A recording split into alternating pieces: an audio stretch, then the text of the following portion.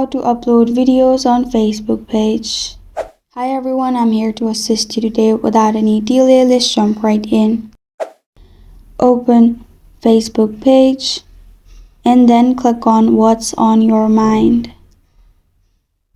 In here, you'll find this kind of screen pop up. Simply add your caption.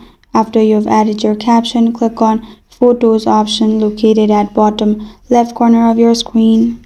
Allow access. After you have allowed access, simply select your video. After that, press on Next located at top right. You can simply arrange the settings. If not, click on Post. And in this way, you can upload videos on Facebook page. As you can see, it has been posted on my Facebook page. This is how to upload videos on Facebook page.